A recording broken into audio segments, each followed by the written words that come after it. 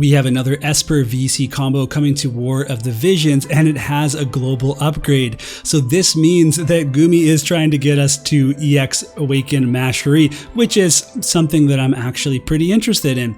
However, we have FF1 coming up, we just all pulled for Helena, and FF7 is on the horizon. So do you have the Visior to spare for this VC? Let's find out.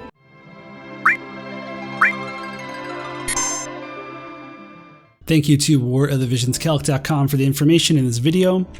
So this is Ruby Guardian Carbuncle, new vision card for light units that is magic oriented. You can see it's got 164 magic. It's not a bad stat. It's not the highest magic stat around, but it also has the 2 spirit. That's really nice as a little bonus. Then for the light units only bestowed effect, you're going to get another 10% magic increase and as well a 10 defense increase and decrease evasion rate 5. This is pretty welcome. To see 10 defense on a bestowed effect, plus you still get magic, it's giving you just a little bit more stats, but then the defensive capabilities as well. Then the party ability, light units only, is increased missile resist 20 and increased spirit by 8. So now your whole party's getting some resistance to any sort of magic based attack or magic stat based attack, and then also the missile resist.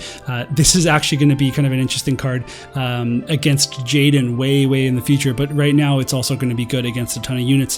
Frederica just got her EX, so this is definitely a relevant effect. And then for the max level buff, it is defense debuff resist 40%. This means that whenever somebody uses an attack like the jet shot or something like armor crush from Orlando, it has a 40% chance of not working, and this will stack with other sources of your defense debuff resist. So definitely a very powerful effect. 40% is one of the more generous values that we've seen all around. This card looks like a very defensive card that you could put on a Yuna, Sakura, Macherie, or whoever you want to get a little bit of magic and some more defense. So here is our global upgrade. It is a vision ability for the card called Ruby Rejuvenation, which is only for mace equipped main jobs. This is going to be for Macherie. It's going to be for any sort of calculator, any sort of main job cleric, and it's a very strong skill. So it's basically a curata. It has the same healing potency as a curata. It's a single target heal, but what it does as well is it raises CT by medium. So I don't actually know what the medium is for raising CT. I tried to find comps. I couldn't find anything. Maybe it's 400, maybe it's 200, but this has the potential to be really strong. So I've been messing around. Obviously, King Mont has Caelim's Pride, which raises CT, and then Luelle has an ability that gives her 400 CT. Now, in the warm-up for my guild battle, if she were to use her fast cast CT increaser, she would actually double turn people on the other team, and then be able to get over to Mont and be able to, again, lap him as well, get over to him and buff him, and then he gets his turn and he moves forward. So increasing CT can be a really powerful effect. Now, in the context of healing, that means you're already in battle. So it means that Macherie or Ildira or Halloween Little Leela is using this to heal somebody by a large amount, and then they are possibly going to get their turn faster than somebody else. It depends on where everybody is with their CT, but if you can imagine your Mont is about to die, he gets healed up, gets his turn before the person that was going to finish him off, and then berserks them and wins you the match. That can be really game changing. So this is something that's hard to predict because we have to see in execution how much CT does it give and how often does it actually make a difference. I couldn't tell you, but the potential is ridiculous. I could even see people using this in live PvP to see if they can like bump a unit ahead and give them a turn faster as kind of like a baby quicken or something. It's definitely something it's intriguing to me, and it's definitely something that would make a lot of people want to pull on this card, given that we know the future. And that's the real reason behind these global upgrades, is that the global players know what's going to happen up to 4 months in the future. We can just say, nah, I'm good, I'm not going to pull on this card, because we know there's other cards, other units coming out, how long metas might last in Japan, whatever it is. So Gumi has to continuously entice us to pull things that we already know about, we've already formed opinions about, and then get us to try to cave in and get it anyway. And that's basically what's happening with me right now. I really want to get this card. I really want to EX Macherie, but then that's a huge expense. It's going to cut into my, if I also go for the Death Machine for FF1, and then all of a sudden we're looking at FF7, and I haven't saved up anything. So definitely a good play by Gumi. It makes sense that they have to do this. I mean, it's a win-win because we end up getting global upgrades, which are really cool, but then they're also, you know, hopefully stoking the interest in their banners, even though we might not want to pull on them right now. So the comparison for this card is going to be the Mask of Deceit. This is a missile resist 20, and it's an attack-oriented card. So if you have this card, it's kind of like the whole Encounters of Heroes Solidus thing. You already have 20% slash resist. You might end up using this card instead if you want missile resist, and that's fine. However, the other card is more than just a missile resist card. It gives you so much more defense. Carbuncle is going to be good if you're running 2 to 3 light units. Even in some cases, maybe 1 light unit. You don't have to run a full mono element party to take advantage of mono element cards, and that's especially true if you're running people like, let's say, Rain, Tidus, 2B that have their own cards, and they can be self-contained with their own card, and then you have people using, you know, like 2 light units that use this new Carbuncle card. So it's tough. Like, I'll give you an example with Encounters of Hero. I do use Solidus most of the time instead, and that's because I'm not using Rain as much as I'm using King Mont, and then I'm mixing in other units. But I will use Encounters of Hero in the future for sure. But if you're really trying to pinch pennies and figure out what you're going to do with your Visior, and you have Mask of Deceit maxed, and the main draw for you is the missile resist, then it means that you probably want to skip this Carbuncle card. Now with this card, it's not just a VC, it's also an Esper, and it's a pretty good Esper. So looking at the stats here, we're seeing a magic Esper with a pretty nice agility stat at 16 when you go all the way to 3 stars, and then Berserk resist, which I think a lot of people are going to get pretty excited about, but I might bum you out in a minute when I go over the math.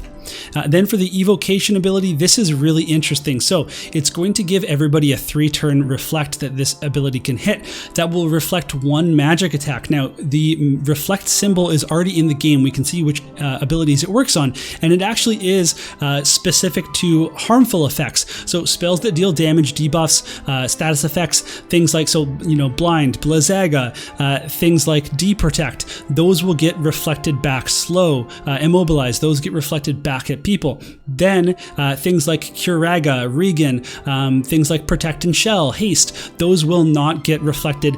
Those will just pass by, which is kind of nice that they're doing that, although it doesn't really play into the true meaning of reflect as I know it as a Final Fantasy fan.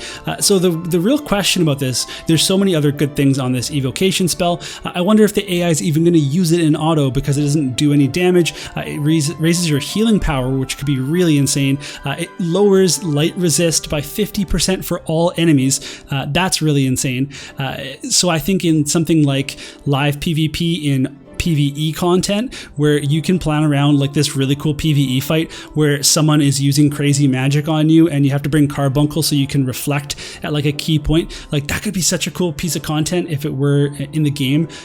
So definitely a very cool evocation ability, probably the coolest evocation ability I've seen in the game yet.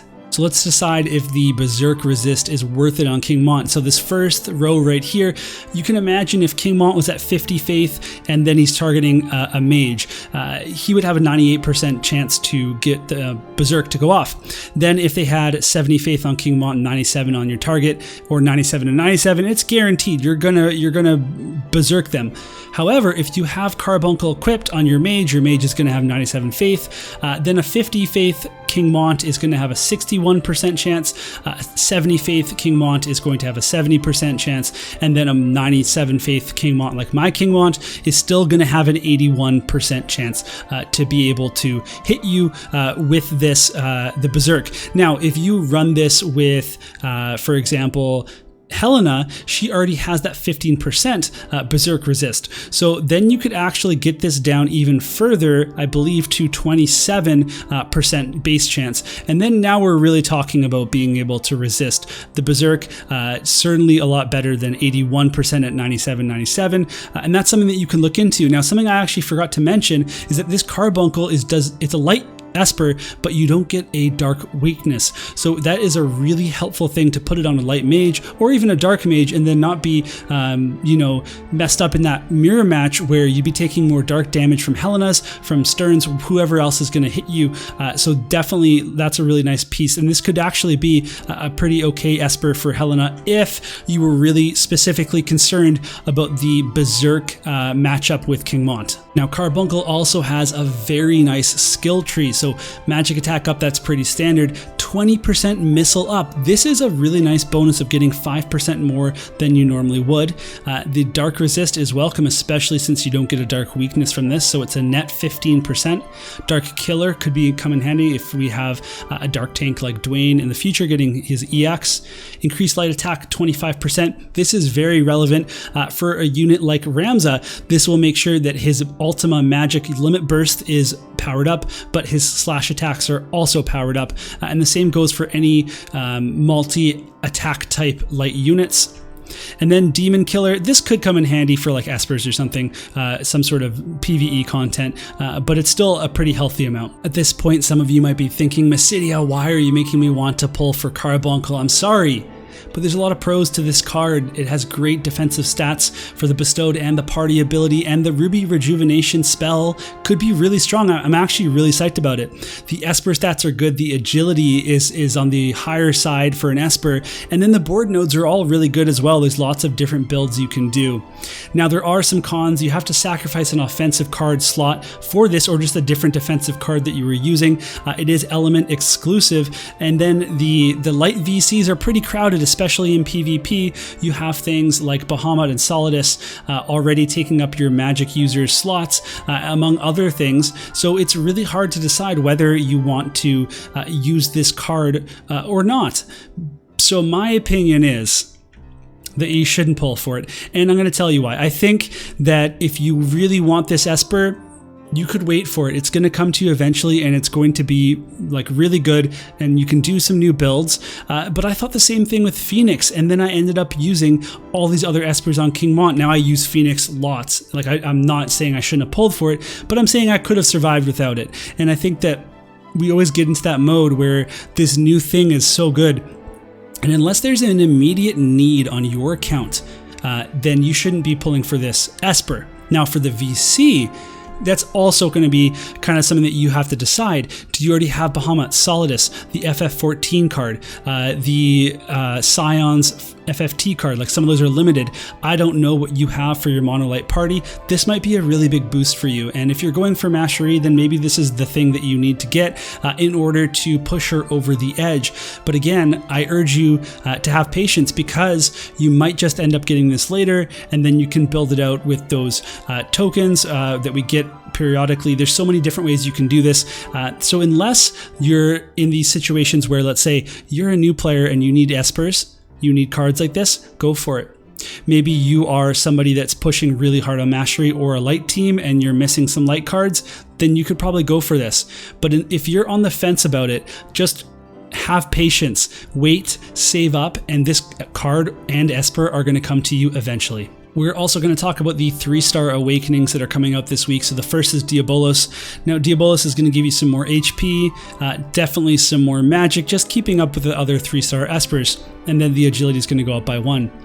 Then we will get some evocation magic spell, the panels up, the dark attack up, critical hit rate up, and slash resist up. So those are all really good. Diabolos already had 15 slash resist, so this probably puts it at 20 like Carbuncle. I haven't actually looked how much it gets. Any amount is good. That is really solid, and it also has an even bigger upgrade. So it's going to get sleep resist up, which is whatever, but then light resist is changing from -10 to 0, and I like how they're doing this, because it really punishes you for using a light and a dark Esper to then have this crippling weakness to some of the most popular units in the game. So I'm a really big fan of this, and it means that this suddenly becomes such, it already was such a huge Esper, but now it's got upgraded stats. It's going to be a huge magic Esper. It's not going to give you a light weakness, and then you can stack even more slash attack resist up, and that's so powerful for your healers, for your mages, whatever. This is definitely a home run for whoever wants to 3-star awaken this. Then we have Bomb, and he's less of a home run. He's more just of an explosion, I guess. But he has weak AP. I mean, he's an SR Esper. What are you going to expect? But then you can look at the stat here, 76 attack. The agility is super low, but there's some cool nodes on here. This is good for cost-limited content. And then he is going to get critical damage up, the evocation magic up, HP up, and then paralysis resist up. So there's some niche things here. If you have the resonance with these Espers, you can use them in specific PvE battles to great effect, and I think that's kind of cool. But this isn't something that you should rush, although at the same time there's no point in not rushing it because I don't think that they take up the same source stones, so you can just do this for fun and then awaken it and then use the Magicite on it when you have a lot of fire Magicite with no home to go to. And that's going to be it for my Should You Pull Carbuncle video. Now I'm still undecided myself whether or not I am going to pull for this because I am in the EX Macherie, make the most of her camp. That's what I've done before. I've put a pretty serious amount of time into making Macherie work, including making an Assault Mithril Mace.